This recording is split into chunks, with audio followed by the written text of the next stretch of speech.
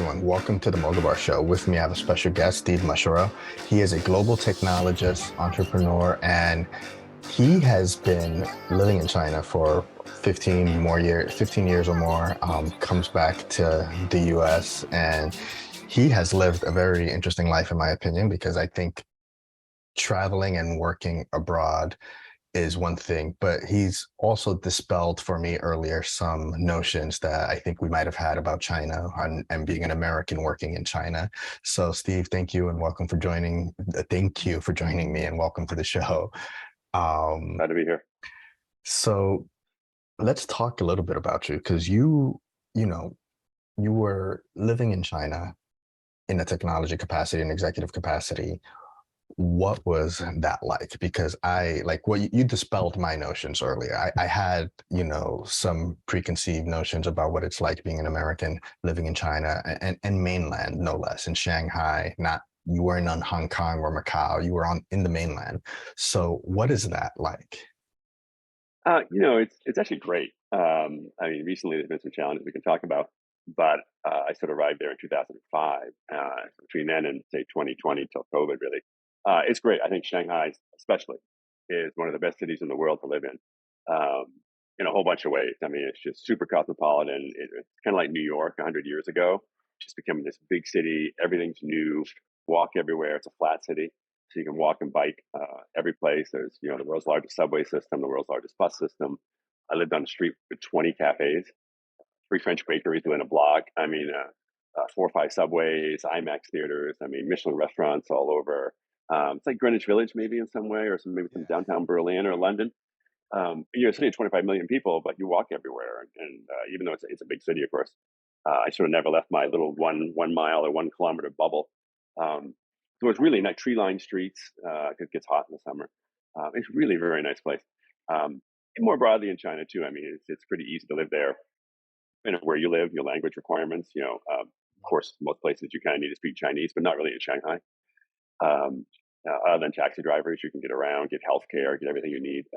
Pretty well. So it's getting more expensive, but it's a pretty nice place to live. And I definitely encourage people to live overseas, no matter where you're from. Right, go to some other country if you possibly can. And Yeah, absolutely. ideally, know the language. It's a whole experience. So we have people coming in, as bartenders or music people or say junior roles. We used to be able to hire them very easily. The visa changes made that a little harder. To all the way to senior engineers and lawyers and CEOs and bankers, and whatever. So you really had a whole strata of folks from all over the world. I think at one point we had people from 15 or 20 different countries in our company, from all over the world, and obviously a lot of Chinese too. So it's a really very mixed environment, very international. It's great. I mean, it's become more challenging recently, but living there is great. Of I was just course. saying before that about 50,000 Americans probably in the Shanghai area, another 50,000 in the north, another few 100,000 foreigners. So it's a lot of neighborhoods. You actually, foreigners are pretty common. Yeah, yeah, for sure. What was that like for, your wife and your family telling them 2005, hey, we're moving to China or Well, actually, my wife is Chinese, so I met her there. ah, there you And go. so, actually, my first week in Shanghai, I went to an American Chamber of Commerce event. So, a mixer trying to meet people, and met my future wife and my future business partner at the same night in the same place, sort of Nice. separately. So, um, uh, we still go there sometimes. This place. So she's Chinese, and my children born there. But so otherwise, it would have been kind of challenging. But I gone to school in Asia before. I went to school in Japan, so I did an Mhm. exchange program there way time ago. Because my original background is in heavy manufacturing, industrial systems, and so on. So in the 80s, Japan was the place, taking over the world, right? With Yeah. that kind of stuff. So I went there, and so China, the same reason, sort of get to learn a new culture, important country, language, get to learn from, folks on that side and all that. So I've been in and around Asia a fair amount anyway. Yeah. No, China not wasn't bad. that new in some sense. Fair, yeah. So what was it like for her to come to the States with you? Like, what was that like? Well, she already had done. She was in international sales, actually in chemicals and oil industry. So she'd Mhm. already been around the world a fair amount. Yeah. And sort of more educated Shanghainese, especially typically, are Shanghai's a very outward-looking city, unlike others in China. So a lot of young people there, she has degrees in sort of international trade and sort of WHO sort of related, WHO, WTO, World Trade Organization Mhm. related stuff. So very international already and working in English and so on. So for her, not really a big deal. Uh, Yeah. and so she started coming to the U.S. Soon after that, and now just moved here. So yeah, I think other than leaving your own country and city and your parents, that kind of stuff, which is always a challenge. Um, Yeah. yeah, she was more at home here. What about the kids? How did they feel? Were they excited to come to the States or? Yeah, I think so. I mean, even though I'm born there, here in the U.S. every year, every summer. I'm from Maine originally, so we generally spend Oh, summers there. nice. Summer in Shanghai is a little warm, 100 degrees or 40 degrees C, and not ideal. So school would end on a Sunday or on a Wednesday, Friday, whatever, and we would leave the next day to go to the U.S. and then come back the day before school. Nice, So nice. always in the U.S. anyway, and that's pretty good. So, and Chinese schools have pros and cons, and you sort of have the tiger parents and all of this, but uh, as you move up in the Chinese school system, it sort of becomes less desirable in many ways. You might say, kind of overly rigid and so on. So, Okay. good time to get out of like 2 or 3 hours of homework a night and stuff like this. Nice. Yeah. Yeah. That's a lot of homework. Oh my goodness. In I, like first or second grade, yeah. yeah, that's a lot. Oh my, that's a lot for me now. I can't imagine doing that now. I mean, at least now it's work, but that's Yeah, no, exactly. that's pretty cool. So you come back to the States. So what's next for you? Because you were working in some, I believe it was the Netflix of China. I believe it was called. We don't have Yeah, to well, get so into when specific names, but yeah, when I started there, I was consulting, and I joined the Netflix of China, which is a company called Go. When they're actually older and bigger than YouTube at the time. So even though it was like YouTube, yeah, at the time YouTube was and is still sort of cute videos of my cat or short form stuff. And we were running long form video and TV and so on, mostly all pirated. But Sex in the City and movies and all this. This is back in 2007, 6, 7, 8. So yeah, I joined there as a CTO.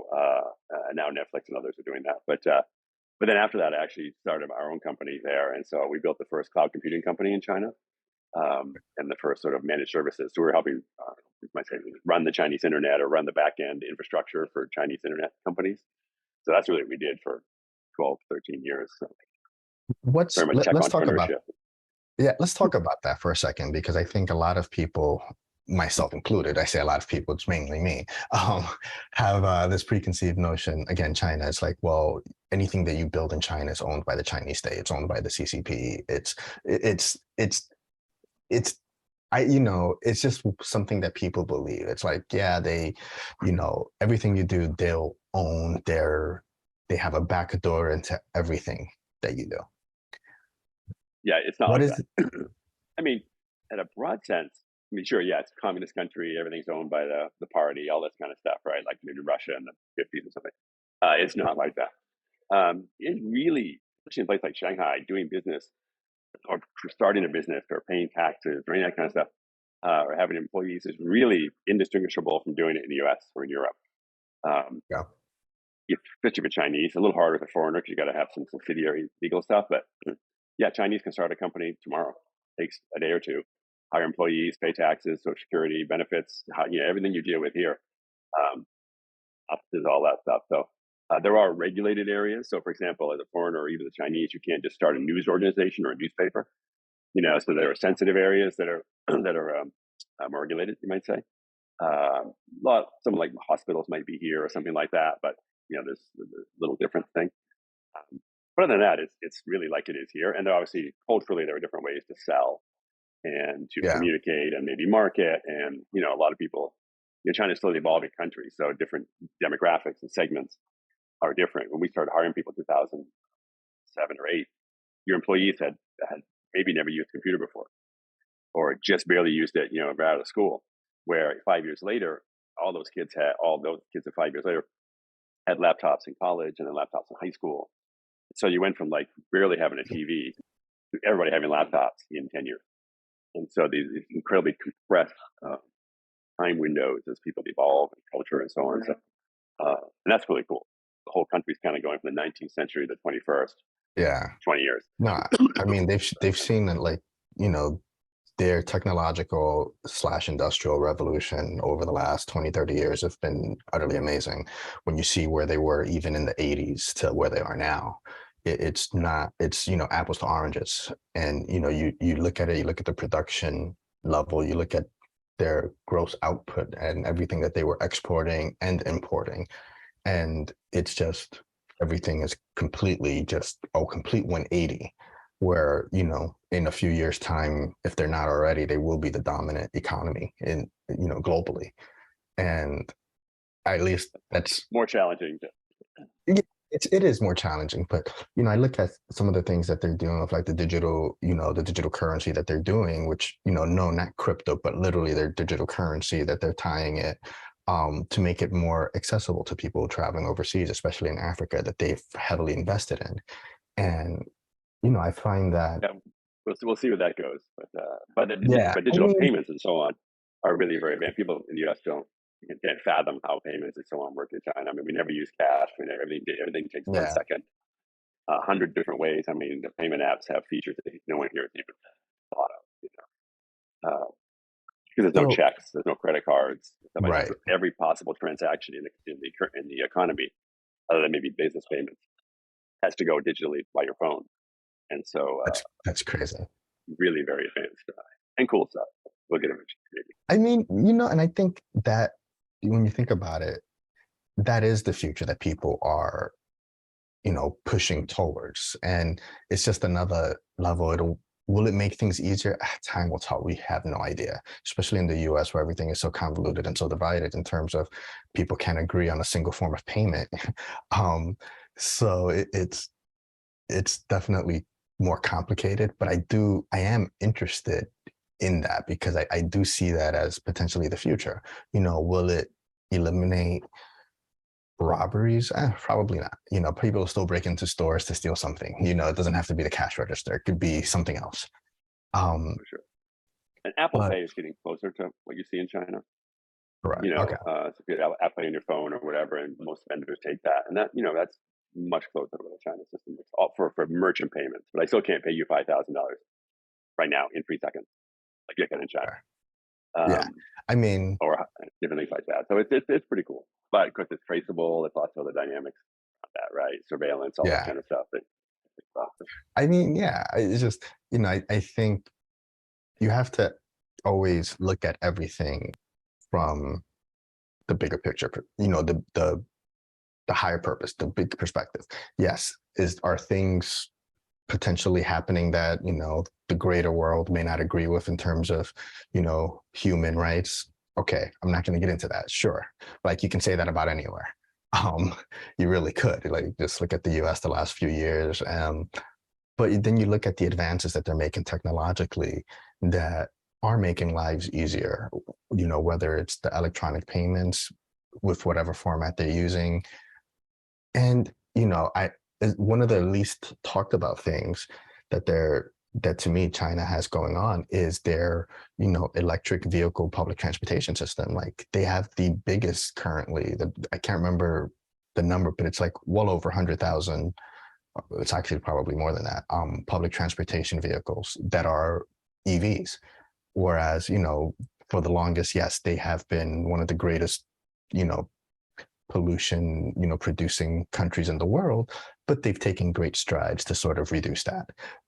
Does that Yeah, and forgive anything else? they've really done a good job on that. Especially like in Shanghai, you see thousands. Shanghai is the largest bus system in the world, and it's almost completely switched over to electric now. I mean, a lot of it was pantograph was already electric overhead, Hmm. but that's almost all gone to battery powered, and they're already their third, fourth generation of buses that are really very nice. Yeah, I They have enough mean, power for the day, and we should be buying from them for those because they just have the and we're market still for it. having, we're still struggling with converting basic vehicles to electric, Yeah, um, yeah. I mean, there are cities here buying, in states buying similar, just maybe yeah, 5 years behind, and yeah, some of the China EV numbers are not all that they seem to be. But yeah, that's and true. Tesla's probably the most popular still there for Of the course, people with yeah. money. So it's an interesting dynamic, but it's all good, right? I So Yeah, of course. So And let's remember, talk about that. a lot of power in China is coal driven, like most of it, and so that's an issue. But they're Yeah, fighting a big issue now with temperature. Anyways, so go ahead. yeah, for sure. Let's talk about, now you're back in the US. Like, what are you doing? Because you're still, obviously you're not retiring. You're gonna keep, you're gonna keep working because people just Yeah, we so I'm like still to working. work. I'm People working like with us. exactly. My dad is about 80 and is retired for a number of years, I think, and he's down to about 80 hours a week. So he sleeps in till 6 in the morning, which is luxurious. Still cuts down trees and builds buildings. Gets bored and we're in the construction business. Builds buildings. Goes and runs stuff. Buys stuff. He's out of the house 6 in the morning, back 6 at night, 7 days a week. And he wouldn't have it any other way, Awesome. right? And That's awesome. so that's New England work ethic kind of thing. But Yeah. yeah, so I'm doing a bunch of stuff, mostly tech, and trying to figure out the future too. Thinking about a couple startups, maybe helping a bunch of startups. Doing a lot of tech stuff, either China related or cloud related, or operations tech. I've been CTO and sort of technology architect and so on for a lot of companies over the years. So my fingers back in the Silicon Valley thing. I mean, part of the challenge, we left China right at the bottom of COVID. COVID's going down, down, down, down, down. I think, oh, COVID's going to be over last year, no problem. And we left right at the bottom of that little graph, and then we got Delta, and then we got Omicron, and sort of, so it's been a little bit slow Yeah, for reintegrating sure. here because now we're beyond that, I guess. But yeah, so I'm working on a bunch of stuff, also some big companies and so on. So, good. Okay, cool. What's the biggest difference in like the tech, not the tech economy, the tech circle here versus China? Like, what's the big, what are the differences? Well, the big challenge, I would say, in a macro level is people are surprised how well, so consumer internet or tech or whatever you want to call it, whether phones, games, whatever, in China, very huge. Billion people, obviously, ton of stuff, right? So anything gaming, consumery, sales, logistics, delivery to food, all that stuff is enormous, much larger than the US and more advanced in many ways. Hmm. Moves very fast, all that kind of stuff. Gaming. The enterprise or B2B sector of that, where I tend to work, is actually much, much smaller and far, far behind the Yeah. US for many different reasons. But enterprise software and business buying software, SaaS products, and so on, are not well supported by the customer, let's say, or not easy to sell. And so that's true of cloud computing, true of a lot of things. So that really hampers the industry on the traditional enterprise side. So whether that's HR systems, finance systems, fleet management, every possible thing, sales, marketing, communications, electricity, everything is really struggles, even though a lot of money's been raised and so on. So that's a big difference. And because companies with a lot of money then don't buy all these products, you have a very small industry. Japan has this problem too, and other ones because of customization and all this. There's a lot of factors there, but you have this booming consumer sector and this relatively tiny enterprise sector, and they're really mismatched. Where in the U.S. they're kind of more Yeah. equal. That's a big difference, and therefore the reality is the enterprise stuff tends to have harder tech or more hardcore tech or more things in it. Yeah. That lags. But the consumer stuff is cool, but now with new restrictions on IPOs and other issues, it's becoming. Let's see where that's going to go. 10% of the people reporting revenue dropping, so it's a difficult time for us Yeah. there. I mean, yeah, well, And I it's mean, just the market is generally hard for anybody, businesses across the board, startups, like whether US based or, overseas. It's just generally hard right now. Different times, difficult different times time. rather. Yeah. I mean, here in Silicon Valley, it's still pretty booming, I would say, and jobs Yeah. are everywhere, and it's hard to find people. China's going through layoffs and different things, but yeah, it's going to be interesting next few years. So that's a big difference, and you got to remember that the entire kind of internet is only about 10, 15 years old. Entire tech industry, and like even 2010, finding people with experience was really hard, and so it's a very See. phase of things. So that's a big difference too. So experience level, 20-year experience, 25-year experience, people just don't exist. Good and bad about that, It's but that's a difference. that's crazy when you think about that. It's only 10, 15 years old when you think about how far that they've come. Yes, they still have a long way to go, but they've come a Yeah. long way pretty fast. Oh yeah. Um, Yeah. so it's like whether they've reappropriated some technology or they legitimately built it themselves, they still came pretty fast, because I know. Yeah, and that's not a real issue in most of what's called internet and tech traditional tech Yeah, stuff. I mean, it's a lot of open source, a lot dependent obviously on American and European vendors for things. yeah. But there's not a lot of those type problems in that space, I would say. Nice, nice. And so it's legitimate stuff, but a lot of different education systems, different engineers, different a bunch of stuff that make it hard in some ways to build stuff. No, that's pretty good. So you're here now.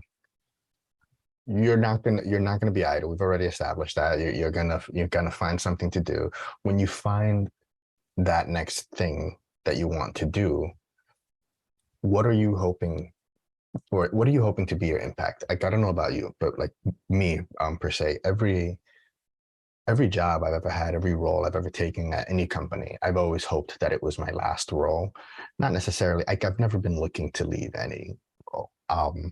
I'm always hoping that this is the last one. I want to try to do the most I can, but then, like life sometimes happens.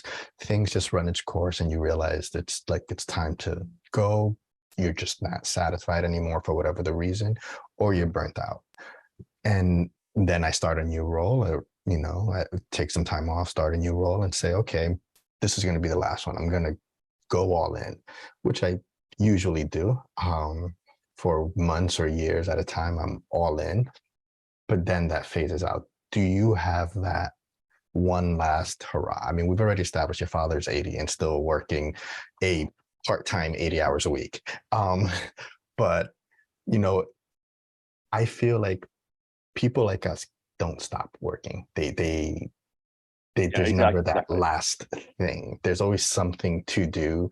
So, I feel like it's that line from Hamilton, the play. I don't know if you've seen it or you've seen it on Disney Plus, but it was like, where I think Hamilton says to the sister, "You'll never be satisfied," and that's sort of what comes to mind. Is like, and it's not that I'll ever be satisfied. It's just that I'll never settle. That I'll always keep, once I achieve something, I want to move on and try to achieve something else. So once you find this next thing for you, what's next after that? Because you've done a lot in your career, Yeah, before almost China, that, in China. Well, you have. You've done a lot. but yeah, I think you're right though about never settle. That's a good way to put it. And my dad like just like that. Um, it's also interesting. So yeah, I do stuff, and I think here in Silicon Valley, that's an ethos or a culture also. Sure, people do companies or do invest or whatever and make a ton of money, don't ever have to work again, but almost invariably do, and are doing something. They maybe take the younger take time off or travel around the world, get fancy cars, whatever, whatever. And a good Yeah. proportion of them, I think that's a culture here. Come back and okay, what are we going to build now? We're going to do Yeah. next. If I don't want to do it myself, how am I going to invest in you to do it, or new people, or whatever. Um, or philanthropic stuff and add needs to the world for whatever, work on cancer or world hunger or whatever education. I sort of want to do all those things. I wish I had more time and money, I suppose.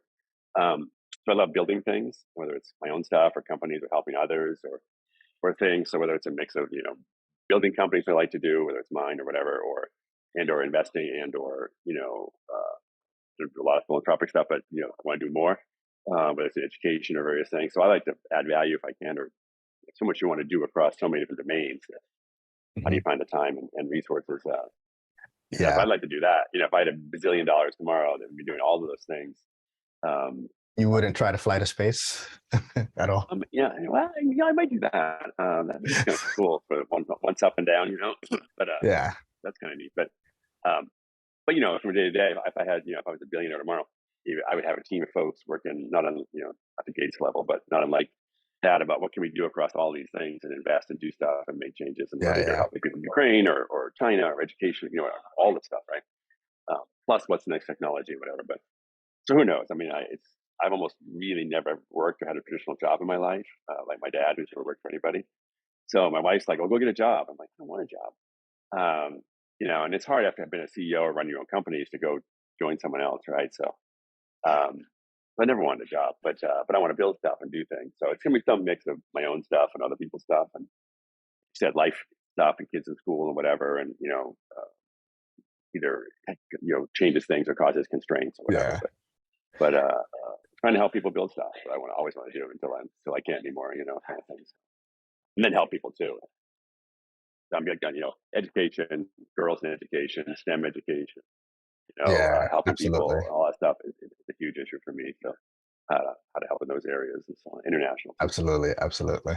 Yeah, it's funny. I mean, you think of traditional jobs. I mean, my parents, when they came to this country from the Dominican Republic, they worked in factories. And, I went to school and then I sort of dropped out and became an audio engineer because I always loved music and that's what I wanted to do. And I've been an audio engineer for pretty much most of my career. And even jobs that when I finally went into corporate America were just centered around audio in a way. And so it was still very not traditional.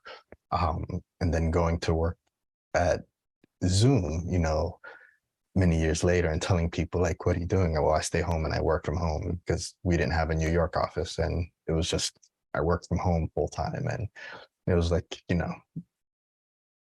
can do that. he just stays home all the time. Like that doesn't make sense. So it's like, well, I was like, it kind of does. So it's just, yeah, it's hard to go traditional when you've been untraditional for the most part, for the most of your career. It's not Yeah, it's not easy to do. yeah. And I grew up in that, right? Because my dad had companies when I was, born. So, always working 7 days a week and always listening to the customer because, we used to live in Maine, the rural area, and we had phone in the house, right? This is before the internet and all that. So, business came by phone. Customers called you and said, "Can you do something for me?" So we had phone ringing bells outside. You might be out on the lawn or out doing something. When the phone rings, you run for it. But you may be 100 yards in the house. Phone rings on a Sunday You're afternoon. running. You run for the phone. It could be a customer, Oh money, whatever, man. right? And so you learn very early customer service, servicing customers, doing right by customers, all this sort of stuff was ingrained in me very early on because that's what paid the bills, right? And we had a nice middle class sort of life, and it came from those phone calls, and today it's I, different than that. But you paid attention to that stuff and what mattered because pouring you know, concrete, digging dirt, pay the bills, right? And so I focus on absolutely. that. I kind of miss that, like the phone ringing and you're looking forward to it, the surprise of who's it going to be. Because, I grew up in the 80s, there was no caller ID. If you missed a phone call and you didn't have an answering machine, what was it? Not star 69. Was it star 69? I can't I remember. think It it was was, like yeah, something, yeah, yeah, yeah, to call back. It was, all these little things. I kind of sort of miss that, like opening the mailbox, waiting for the mail. Now everything is sort of an email or a notification to go check your secure inbox if it's a medical thing or whatever it is. But it's, yeah, I kind of miss that. It was, yeah. And simpler at we had times, but all at of the that. yeah, at the Yeah, same time, kind of like the convenience of having everything quickly and accessible, getting it done and moving on to the next thing. So it's, you know, productivity, but also no one bothered you. My dad took phone calls a lot, of course, but otherwise you didn't get that many calls, right? So you weren't really bothered by stuff, wasn't emails and stuff digging everything. But we were very interested. I grew up in the '70s, and so we had dial phones, but we also had radios. So we had a construction business, and so my dad and every vehicle we owned had two-way sort of police style radios in them. Very expensive, thousands of dollars each. These things, but we needed it for productivity over a large geographic area. So since like 1970, I want to say three or four, my family has been in complete real-time contact, like you would be today with a cell phone, right? You can say, "Hey, honey, bring home the milk," or "Don't forget to do this." My mother could ask my dad that in 1975, and so that's very weird. So I've always had something strapped to me, as had everyone in my family, like a device I can use to that is communicate in awesome. real time for 40, 50 years, right? And so that's a whole different dynamic. And then my dad had a telephone. The Yeah. thing was, the size of a crate in 1980 or so, $5,000 for this. But it was a phone. It would ring, right? And you could be on the phone like anywhere within a 100-mile radius, and that was important Oh for business, man. right? And so very early in that stuff. Now we own our own towers and all this kind of stuff. So, I know. Yeah. It's crazy. yeah, you You know, said kind of '70s in one way, but then 21st century another way, and the whole sort of yeah. thing together. So yeah, Oh, very that's unusual, awesome. non-traditional path in that sense. That's awesome. I love that though. I love that. I think that would have been great. I think part of what I would want to build, um, you know, uh, you have kids. I don't know if they have cell phones yet. Most kids these days do, but it's like building them like a really big giant cell phone holder. Be like, here, this is your cell phone, and just like this is how you have to use it. This is how I grew up. This is how you're gonna grow up too. You're gonna use this Yeah, I really don't know. big block. I'll be happy if we can just put a computer together. The old style, get a chassis, motherboard, memory, CPU, Yeah, hard disk, all that stuff. So you learn the parts because that really hasn't changed. Actually, sure. Yeah, it's in a Mac Air, right? So, but or a phone. yeah. No, Technology is that's awesome. interesting. Steve, I've had a great time talking to you. Before we go, where can people get a hold of you? I want to be respectful of your time, but just wherever people can find you. I'll put everything in the show notes, but please go ahead. Yeah, thanks. Fortunately, I have a unique last name. Last name is Mushero. You have to put the notes there. So I own mushero.com. I own stevemushero.com. I own all that stuff. It used to be a long time. If you Google that name, you would just get me. Now some other family people have crept into that, but mostly it was me. Anyway, so Steve, my name, stevemushero.com, is the best place with, media and background, that kind of stuff. And I'm on LinkedIn, of course, and other places. So I'm not hard to find. Uh, I'm in Excellent. Silicon Valley, so always have to catch up with people and have coffees and see what people are doing and see how we can build a future. Yeah. I love it. Thank you, Steve, so much. I really enjoyed this conversation and I can't wait for the people to hear this. Thank you so much.